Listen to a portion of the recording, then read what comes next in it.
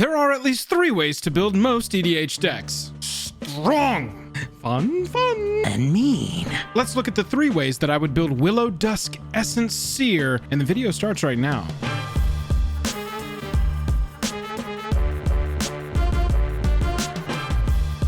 Special thanks to our Patreon supporters who power our channel. Check out our Patreon for monthly giveaways, exclusive content, and even a starring role in our fan fight series. Link in the description below. Hello and welcome to the day. Thank you for spending your time with us. Welcome back to another episode of Jake and Joel Are Magic. I am Joel. We're going to talk about Willowdusk, Essence, Seer, and the 3 ways that I would build this black and green commander. But before I do, if you would, go down there, hit that like button if you like the video. By the end of it, hit that dislike button if you don't. Let's take a look at this commander. Willowdusk Essence Seer is a green, a black, and 1 other for a 3/3 Dryad Druid. Has the ability to pay 1 and tap, choose another target creature, put a number of +1/+1 counters on it equal to the amount of life you gained this turn or the amount of life you lost this turn, whichever is greater, and you can only activate this as a sorcery. Willowdusk is interesting. It's a very low CMC commander, so we can get the commander out and let it start doing its thing very early. Gaining life, losing life, these are 2 pretty easy things to accomplish in EDH, so the potential exists to have a very powerful creature very quickly with our Essence Seer at the helm. As for the 3 ways that I would build Willowdusk, the strong way, we're going to lean into the +1/+1 counter strategy. We want to have a lot of +1/+1 counters flowing around our battlefield at all times.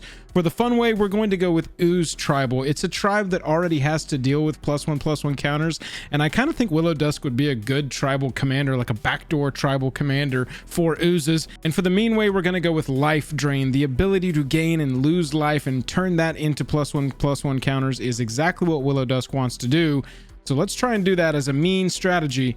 But let's first look at the strong way and look at +1/+1 counters. With a +1/+1 strategy, you're doing a lot of work to put counters on creatures, and creatures can die, so it'd be nice if we could charge up a battery like the Ozolith and keep those counters from leaving the battlefield. 1 mana for a legendary artifact whenever a creature you control leaves the battlefield. If it had counters on it, put those counters on the Ozolith, and at the beginning of combat on your turn, if the Ozolith has counters on it, you can remove all of those counters from the Ozolith on to a target creature you control. So we're able to use those counters again if they go away, which is huge. It basically keeps them from going away. Grakmaw Skyclave Ravager represents what we want to see in a creature. A green, a black, and 1 other for a Hydra Horror 0/0. Enters the battlefield with 3 +1/+1 counters already on it, and whenever another creature you control dies, if it had a +1/+1 counter on it, which Willowdusk is able to let us do, put a +1 counter on Grakmaw, and when Grakmaw dies, you create an XX, where X is the number of +1/+1 counters on it. These are the synergies we want bouncing around. We want Willowdusk dumping counters onto other creatures. They die, Grakmaw gets counters. You can put the counters on Grakmaw. Grakmaw dies, we get a bigger creature. This is the kind of synergy that a +1/+1 counter deck allows you to have. Rayhan, Last of the Abzan, 1 green, 1 black, 1 other for a 0/0 human warrior. Enters the battlefield with 3 +1/+1 counters on it. And whenever a creature you control dies or is put into the command zone, if it had a +1/+1 counter on it or more, you may put that many +1/+1 counters on target creature. Synergy, that's what we want. These +1/+1 counters bouncing around. We get them onto the battlefield, they don't leave. They just move to another creature, make it big. We're constantly punching through and just attacking. Vorinclex is going to let us have twice that many counters enter the battlefield on whatever we control. 2 green, 4 other for a 6/6 Trampling Haster, and a Book of Text. If you would put 1 or more counters on a permanent or player, put twice that many of those counters on a permanent or player instead. If an opponent would put 1 or more counters on a permanent or player, they put half that many. That's what I'm talking about. Let's reduce the amount of counters that go on to our opponents. Let's double the amount of counters that go on to our stuff. Winding Constrictor also lets us do that. If 1 or more counters would be placed on an artifact or creature you control, that many counters +1 are put there instead. And if you would get counters, you get those counters +1 instead as well. There's a lot of this kind of ability that's letting us really increase the power level, increase the efficacy of all of our abilities that are letting us put +1/+1 counters around. Vivian Arcbow Ranger's a planeswalker that does this, dumps 2 counters on there, and it gives the creature trample until end of turn, which can be huge in a deck like this. Grakmaw with all those counters, we've given it trample, we're able to attack through. Any big creature that's got a lot of counters but doesn't have trample suddenly becomes way more of a threat when Vivian gives it trample. Plus that -3 to have target creature you control deals damage equal to its power to target creature or planeswalker. That's great. The damage doesn't come back to that creature. It's just a one-way sort of fight. So fantastic. I like Forgotten Ancient. It's not a spell that I recommend a lot, but I think it could be really fun in this kind of deck. Whenever a player casts a spell, you put a +1/+1 counter on it, and at the beginning of your upkeep, you can move those counters to other creatures. So we're able to kind of spread the love and go wide instead of putting all of our eggs in one basket. But Forgotten Ancient lets us charge up +1/+1 counters on our side of the battlefield so that we are able to use those. And then Feast of the Fallen. This is just a nice enchantment with some really solid synergy at the beginning of each upkeep, so it checks each time. If an opponent lost life last turn, put a +1/+1 counter on target creature you control. So we're just able to kind of slowly but constantly build up +1/+1 counters on our side of the battlefield. It's a beatdown deck at heart, and so you're going to want to run some really good black and green creatures. Put your favorite ones in there, load them up with +1/+1 counters, and start swinging for the fences. That's the strong way that I would build Willowdusk. Let's look at the fun way and go with an Ooze tribal deck. Whenever I talk about tribal, I always point everybody in the direction of my tribal video. I've got a video that goes over EDH tribal builds and cards that would fit in any color of any tribal deck. I don't talk about those here because they can fit into almost any other tribal deck, so I want to specifically focus on the Ooze tribe with this video and start with Slurk All Ingesting from Commander Legends. A green and 5 other for a 0/0 enters the battlefield with 5 +1/+1 counters on it. Whenever Slurk or another creature you control dies, if it had a +1/+1 counter on it, put a +1/+1 counter on each creature you control that has a +1/+1 counter on it. You're starting to recognize some of the same wording, and that's because this synergy can be really strong. All of these cards are worded very similarly, so we're able to really lean into redundancy, which is huge for a synergistic deck like this. Bio-Waste Blob, 2 green, 2 other for a 0/0 oozes you control, get +1/+1, and at the beginning of your upkeep, if you control a commander, create a token that's a copy of Bio-Waste Blob. It just keeps growing if you control your commander. I love this in an Ooze deck, so much fun. Oozes are such a cool tribe. 2 green, 3 other for a 3/3 with Spitting Slime. It's got Monstrosity 3 for 6, which means you can put 3 +1/+1 counters on it for 6 mana. It becomes monstrous. And when it becomes monstrous, put a token onto the battlefield that's a copy of Splitting Slime. This is the kind of strategy you want. Oozes split. Oozes go crazy. Oozes start going wider and out of control. Predator Ooze is an indestructible one. 3 green for a 1/1. Whenever it attacks, you put a +1/+1 counter on it. And whenever a creature dealt damage by it dies, you put a +1/+1 counter on it. That's what I'm talking about. That's that strong Ooze, baby.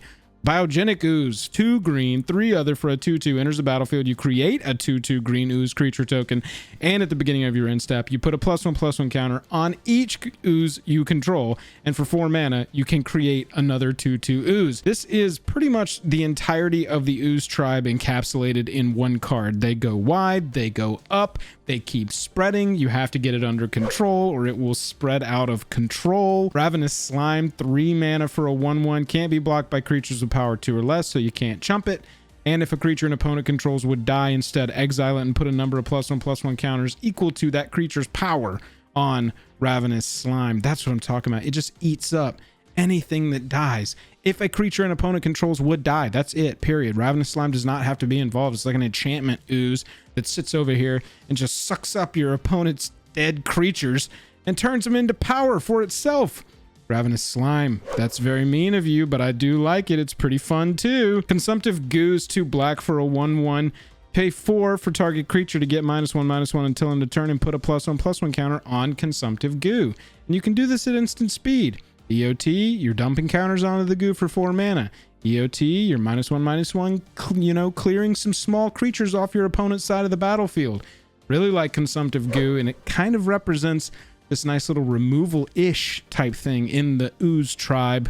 And the new Mori the Collector, one of these companion commanders that just went crazy, but I think it really fits well into the 99 of this deck. You've got hybrid black-green ×2 up there, +2 colorless for a 4/5. We're not going to worry about companion because we're not trying to make it the companion of this deck. You could if you wanted, but I don't recommend it. Just fit it into the 99. When it enters the battlefield, you choose a card type, creature in this case, since we're going to be playing a lot of Oozes. And then spells you cast of the chosen type cost 1 less to cast. So it's a little bit of ramp. I like this one in the deck, plus the art's really sweet. Let me know what you run in your Ooze tribal deck. I know you've got one. I want to know the commander of it. Let me know down in the comments below. In the meantime, let's go look at the main strategy and look at some life drain and life gain shenanigans. So with life drain, whenever it's mentioned, I very first always think of the Exquisite Blood Sanguine Bond combo. Exquisite Blood for 5 mana. Whenever an opponent loses life, you gain that much life. Sanguine Bond for 5 mana. Whenever you gain life, target opponent loses that much life. If you trigger life loss or life gain on yourself and you've got these two on the battlefield, you can just start this infinite loop that drains all of your opponents and you win right there on the spot. That's an infinite win combo. Some people roll their eyes at it, but it is a way to get a game over with and on to the next game, especially in a deck like this with a lot of life gain, life drain strategy. But a big card too for this kind of strategy is Exsanguinate. Figure out a way to make a lot of mana, and then for 2 black X, each opponent loses X life and you gain life equal to the life lost this way. Even if you can just cast this for 12, if it's not a finishing blow on any of your opponents, gaining 30 life and each of your opponent losing 10, it's going to put a big target on you, but it's going to be a huge shift in the power dynamic of that game. I'm a huge fan of Exsanguinate. Ask Jake how many times I've killed him with an Exsanguinate in Commander in our lifetimes, and the answer is going to be quite a few. You need to put it in this deck. Retreat to Hagra, 3 mana for an enchantment with landfall. Whenever a land enters the battlefield under your control, you choose one, and we want to choose that second mode. Each opponent loses a life and you gain a life. This is the kind of effect that we want. We want this residual just always draining, always just kind of ticking at them. They lose a life, we gain a life. If you can get a lot of redundancy on that, it'll add up very quickly, and your opponents will suddenly look at all the life totals and go, wait, how are we all below 20 and Joel's above 50? What is going on? And I'm just like, you laughed when I played Retreat to Hagra. But that one creature got through and it got Death Touch, but other than that, it's just been draining you. I like Retreat to Hagra in this deck a lot. Just like I like Palace Siege. 2 black, 3 other for an enchantment, enters the battlefield. You choose Khans or Dragons. We're going to choose Dragons because at the beginning of your upkeep, each opponent loses 2 life and you gain 2 life. Boom. That's what I'm talking about. Just with these 2 on the battlefield, we're already having our opponents lose 3 life every turn. Each opponent 3 life over and over again. Add any other effects to that. Suddenly we're draining 5 life per turn, and 5 life starts kind of getting up into the chunky each opponent 5 life per turn. We're gaining a little bit on top of that. In the additive, this can really be strong and really get sneaky. You should also run cards like Veto Thorn of the Duskrose, a black and 2 other for a 1/3 vampire cleric. Whenever you gain life, target opponent loses that much life, and for 5 mana it can give all of your creatures lifelink until end of turn. So we can have a huge hit for all of our life gain, a target opponent's losing that much life. I love that it looks for exactly how much life you do gain, because that is where these get wildly powerful. A lot of these types of effects just say whenever you gain life, target opponent loses 1 life or something like that. But this checks for each point of life you gained and has a target opponent lose that much. This is the shotgun blast that can win you the game. And I know I've been talking about, ticking 1 damage here, draining 1 life here. It's an aristocrat style build, right? Like you can really lean into that if you want to. You can just kind of put some of the secondary pieces of that as another strategy for your deck. Zulaport Cutthroat, if you're not familiar, really represents aristocrats. Aristocrats is things dying, opponents losing a life, you gaining a life, and that happening a lot over the course of a game. The Cutthroat's a black and 1 other for a 1/1. Whenever it or another creature you control dies, each opponent loses a life, you gain a life. This is the kind of thing you set up. You set up something like Cauldron Cat, where you're sacking the cat, they're losing a life, it's coming back in, you're gaining a life, they're losing a life. This is what you want to be happening a lot, is death of your little creatures, return of your little creatures, and slow drain on your opponents. Just like with Bantu's Monument, 3 mana black creature spells you cast cost 1 less to cast, and whenever you cast a creature spell, each opponent loses a life and you gain a life. So there's a lot of different avenues that you can come at your opponents down that are just having them lose 1 here, lose 1 here, lose 1 here. And before they know it, they look down and they're out of the game. That's the strong, fun, and mean ways that I would build Willowdusk. Let's close the book. Thank you so much for watching. Let me know down below how you're building Willowdusk. I'm really interested to see the different types of builds that this commander is going to encourage. A little life drain, a little life gain, some +1/+1 counters flying around, all on a 3 CMC commander. Could be very strong. Hit that like button, hit that subscribe button on your way out. It really helps us out more than you can know. Other than that, I'm tapped out, and I'll catch you later.